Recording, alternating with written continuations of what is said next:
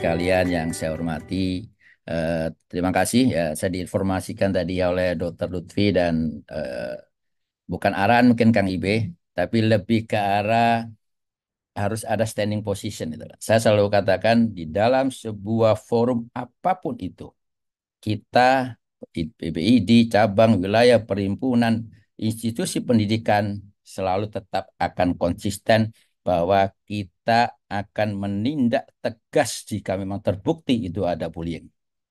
Itu jelas. Jadi nggak ada yang kemudian memframing bahwa ID mendukung pembulian. Besar besar. Yang kedua, yang harus juga disampaikan bahwa problem di bullying itu adalah problem yang sangat kompleks. Yang pertama, problem kultural. Yang kedua, problem psikologi. Yang ketiga, problem sosiologi. Yang keempat, problem yang juga berkaitan dengan finansial, pembiayaan. Kalau kita ingin menyelesaikan bullying, bukan hanya sekedar memframing dan membuat sebuah punishment terhadap kasus bullying, tidak. Tapi mari kita mencari cara yang kemudian kita bisa menyelesaikan dari akarnya. Karena kalau kita hanya sekedar, mohon maaf, mengambil framing dalam sebuah konteks situasional yang ya kami di PBID mamanya kemudian melakukan satu upaya ini, wah, oh PBID menolak bullying, PBID melakukan sebuah advokasi yang keras terhadap bullying, bukan hanya itu. Tapi mari, dan saya kira forum diskusi ini adalah forum yang sangat tepat. Nanti mungkin ada masukan-masukan dari pandangan yang lain. Karena kasus bullying bukan hanya kasus di Indonesia saja. Kalau kita bicara dalam perspektif pendidikan kedokteran, di semua negara banyak sekali laporan-laporan terkait dengan kasus bullying. Indonesia pernah menyatakan 2022 Indonesia darurat bullying. Dikarenakan kasus yang tiba-tiba melesat dari 56 di tahun 2021, 2020 ada 220 kasus bullying yang dilaporkan. Nah, dan itu tapi bukan di dunia kedokteran, tapi itu di dunia pendidikan. Nah, kalau kemudian kita bicara ingin menyelesaikan bullying dalam konteks sekarang, kita perspektifnya kita lebih kecilkan, pendidikan kedokteran. Maka yang jelas yang harus kita proaktif lakukan. Dan kami dari Ikatan Dokter Indonesia selalu mensupport proses dan akan mendorong teman-teman di institusi pendidikan kedokteran untuk melakukan upaya-upaya di dalam menindak tegas pelaku-pelaku bullying. Dan tentunya ada sebuah proses yang harus dilakukan. Supaya kita tidak hanya berdasarkan subjektivitas saja, tapi kita benar-benar berdasarkan objektivitas. Tapi pertama yang harus kita lakukan di dalam sebuah proses untuk menyetop bullying, mari dalam forum ini kita sepakat kita harus merubah kultural di dalam pendidikan kedokteran.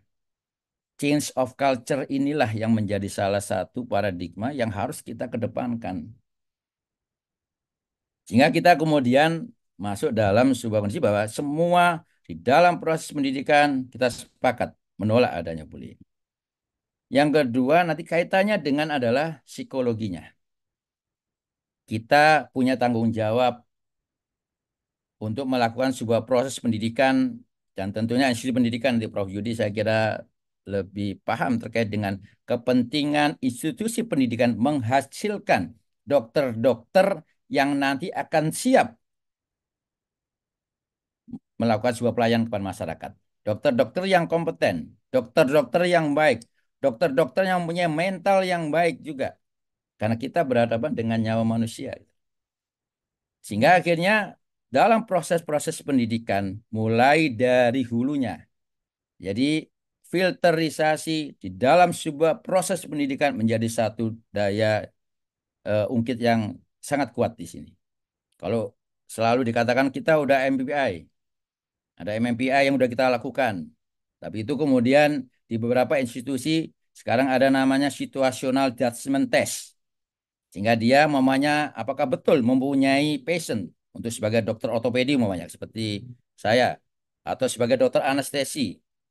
Jadi itu yang kemudian menjadi sebuah dasar dan kita harus sampai juga di awal, di dalam setiap, mulai proses pendidikan. Pendidikan kedokteran spesialis itu sangat berat. Kenapa sangat berat? Nah, mari kita melangkah kepada sebuah proses juga yang lain. Apa? Bahwa ada problem di dalam pendidikan kedokteran. Tadi kultur kita rubah. Regulasi dengan mudah kita rubah, tapi kalau kultur merubahnya harus mulai dari atas.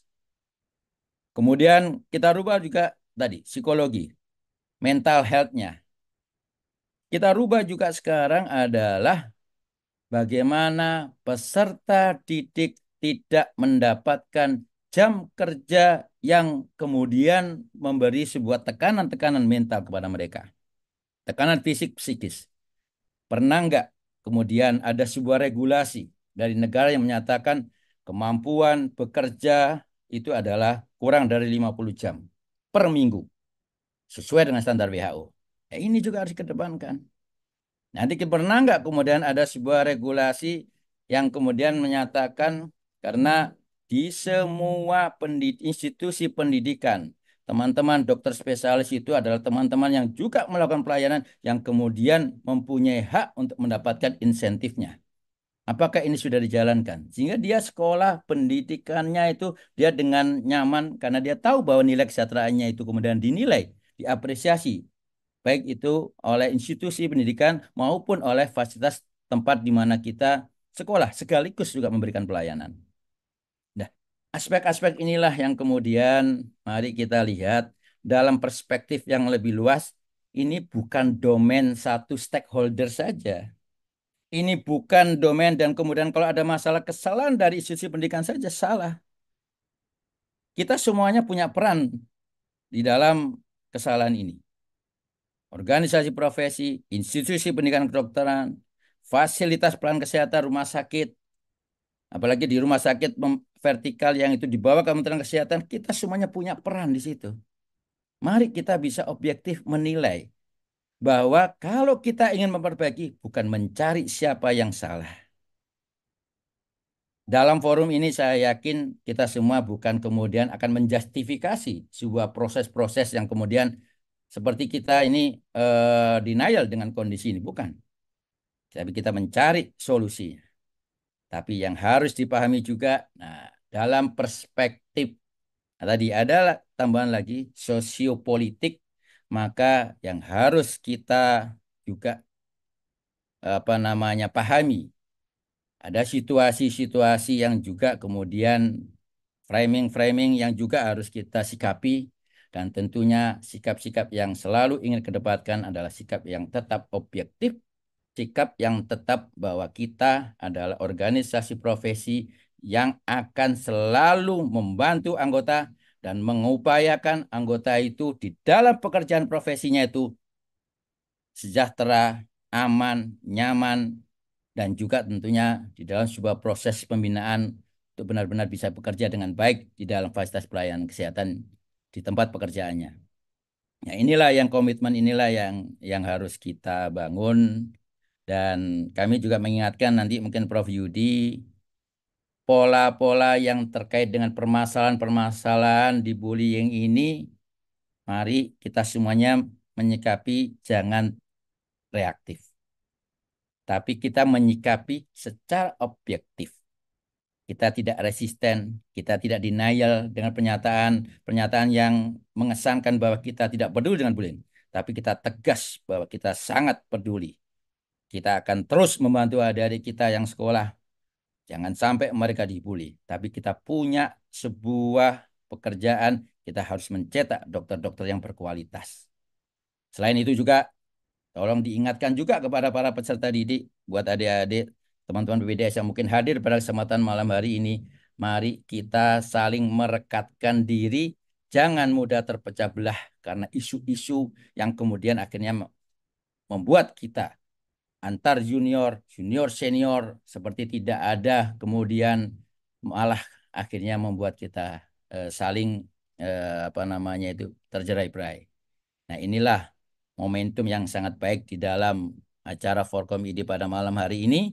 Komitmen-komitmen ini harus kita sepakati karena permasalahan-permasalahan yang kita hadapi ke depan akan semakin kompleks dan kita harus tetap solid dan ID akan senantiasa melakukan sebuah upaya untuk kepentingan anggota dan juga kepentingan masyarakat. Demikian mungkin terima kasih. Assalamualaikum warahmatullahi wabarakatuh.